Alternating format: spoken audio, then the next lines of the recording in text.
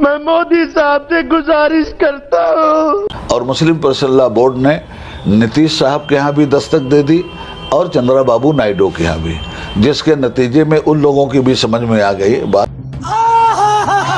और हमने भी उन लोगों से कहा कि देखिए साहब, ये आखिरी इलेक्शन नहीं है, इसके बाद फिर इलेक्शन आएगा नहीं।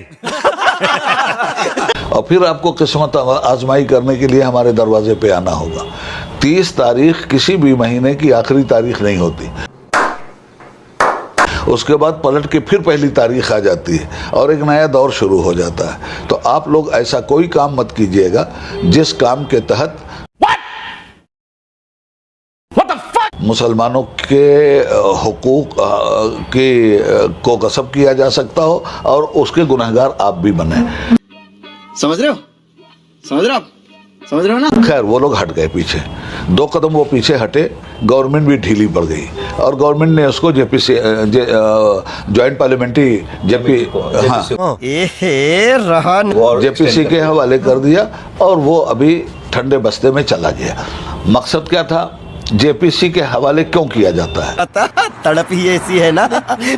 इसलिए किया भाई, 18 साल तक पार्लियामेंट में रहा हूँ, ये सारे खेल जानता हूँ शमसाब। क्या खेल होता है? ये खेल ये होता है कि जब कोई बिल पास न करवाने की पोजीशन में होती है, चलो भाई देखो अब मैं क्या करता हूँ। तो खरीदार लोग हैं, 2 आदमी खरीद रहे हैं और 2 आदमी बेच रहे हैं, अमित शाह और मोदी। समझ रहे हो ना? ये दोनों मिलके देश बेच रहे हैं और अडानी अंबानी वो दोनों मिल करके देश खरीद रहे हैं। तो % करते हैं वोट। नीतीश कुमार पर भी मुसलमानों का बहुत बड़ा एतमाद है बिहार में, जिसके नतीजे में नीतीश कुमार को अच्छा खासा वोट मिलता है। अच्छा, हमको सिखा दिया। और नीतीश कुमार चाहे बीजेपी के साथ मिलकर चीफ मिनिस्टर रहें, ये उनकी सियासी मजबूरी है, और चाहे आरजेडी के साथ मिलकर के चीफ मिनिस्टर रहें। गजब बेइज्जती है। इतनी बात तो तय है कि मुसलमानों के हक हुकूक की हिफाजत के लिए बीजेपी के साथ रहने के बाद भी उन्होंने मुसलमानों के हुकूक की हिफाजत की है। और यही नहीं, अभी और सुनिए, ऐसा कोई मैसेज उन्होंने नहीं दिया है जिससे ये जाहिर हो कि बीजेपी के साथ जाकर के वो मुसलमानों के दुश्मन बन गए हैं। कोई तरीका है भीख मांगने का? नीतीश कुमार कम्युनल हैं जी, और न चंद्रबाबू नायडू कम्युनल हैं। साफ बात कह रहा हूं मैं, मगर उनकी अपने अपने सूबों की मजबूरियां हैं जिसकी बुनियाद पे उनके साथ लगे हुए हैं। लगना नहीं चाहिए था उन लोगों को भी। क्या ये मुस्लिम पर्सनल बोर्ड का एक लिमिटेड दायरे कार है जी।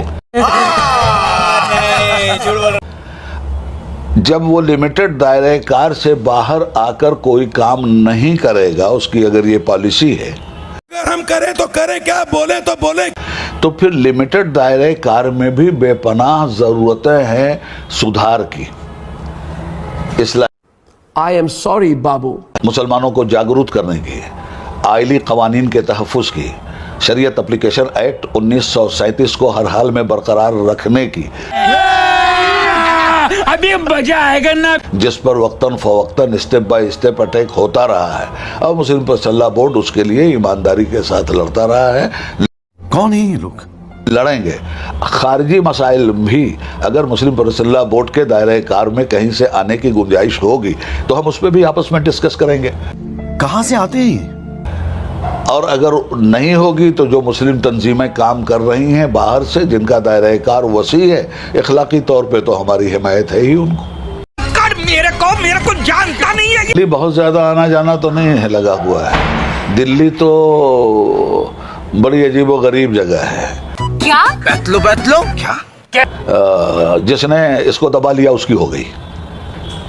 अंग्रेजों ने दबा लिया तो उनकी हो गई थी, मुगलों ने दबा लिया तो उनकी हो गई थी। आजकल ठंडक बहुत पड़ रही है। शिमला और कश्मीर ने दबा लिया है, आजकल दिल्ली उनकी हो गई है। गर्मी के दिनों में राजस्थान की गर्म हवा आएगी, दिल्ली उनकी हो जाएगी। ऐसा लगा मेरा मजाक। दिल्ली तो किसी की है ही नहीं, हमारी क्या होगी।